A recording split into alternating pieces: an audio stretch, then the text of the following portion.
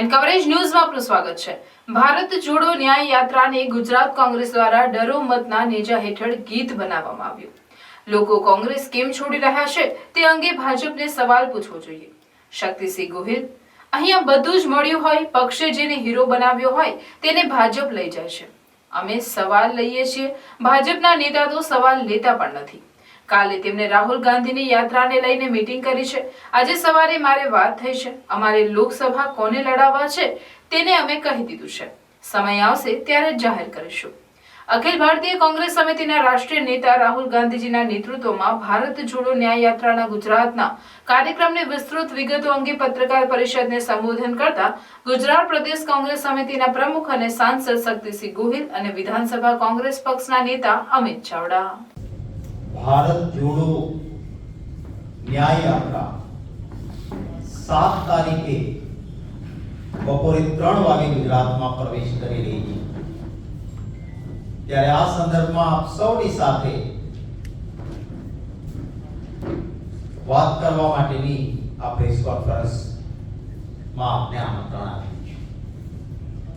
पहली भारत जोड़ो यात्रा कन्याकुमारी થી कश्मीर સુધી एक वर्ल्ड रिकॉर्ड થયો કે કોઈ રાષ્ટ્રીય નેતા આટલા બધા કિલોમીટર જાતે ચાલે। રાહુલ ગાંધીજી ને પોતાને કોલેજ કાળ દરમિયાન સ્પોર્ટ્સ માં ભાગ લેતા ઘૂંટણમાં ઈજા થઈ ગઈ છે।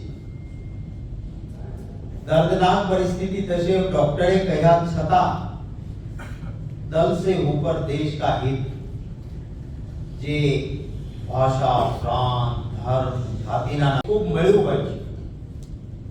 એને ભારતીય જનતા પાર્ટી એક બાજુ ડરનો ડંડો, બીજી બાજુ આવો લાલચ, રૂપિયા ભરીને કોથળા અને મંત્રી બનાવશું આ ના કરીને લઈ જાય છે।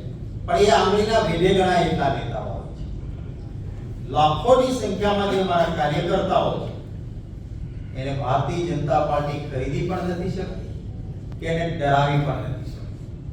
હું તો ભાજપને પણ કહીશ કે તમે તો કેડર બેઝ આપની જાતને કહેતા હતા પાર્ટીને, તો જે લોકો તમારા નેતાને નંદા ગાંડા સાથે સરખાવતા હોય અથવા દેશના સૌથી બે મોટા ક્રિમિનલ મારા કોંગ્રેસના એ નેતાએ રંગા બિલ્લા નામ પાડ્યું હોય એને તમારે ભાજપમાં લાવવાનો પ્રયત્ન કેમ કરવો પડે છે?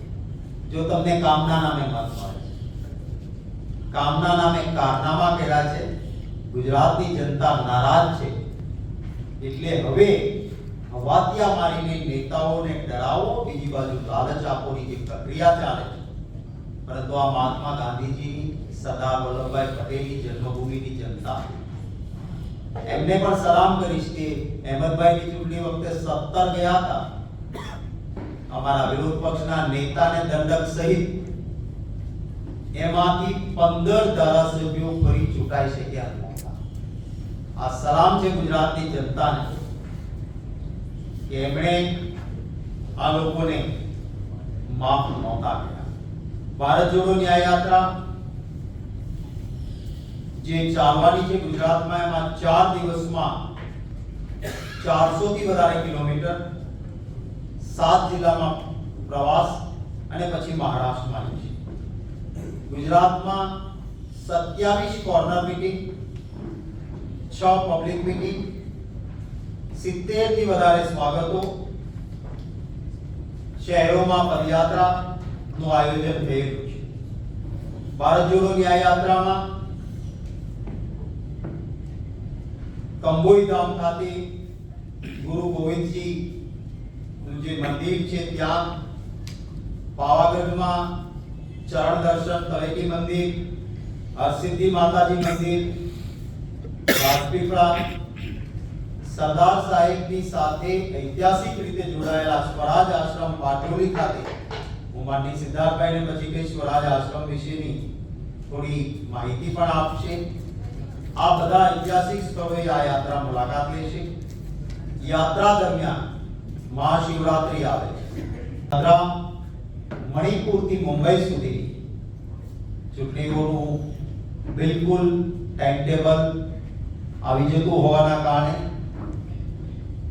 પહેલી પદયાત્રા હતી આ મિશ્ર કે વાહનો ખરા કે પદયાત્રા પણ કરી કે જીપમાં બેસીને કે બસમાં બેસીને એ રીતે આ યાત્રા ચાલી રહી છે મણિપુરથી શરૂઆત થઈ હું આભાર માનીશ કોંગ્રેસ પક્ષના એ લાખો કાર્યકર્તાઓ જેમણે સમગ્ર દેશમાં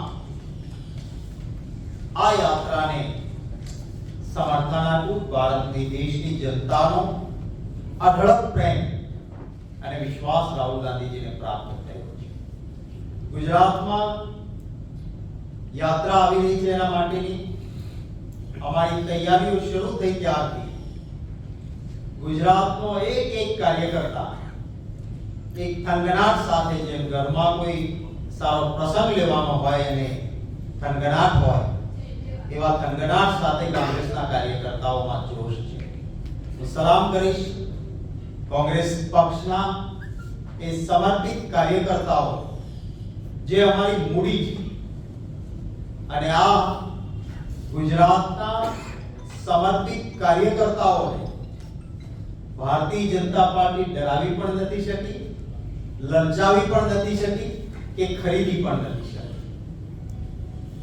ગુજરાતમાં એ મતદાતાઓની ટકાવારી પણ ભારતીય જનતા પાર્ટીની વિરુદ્ધની અને કોંગ્રેસની તરફેણની જળવાઈ રહી છે.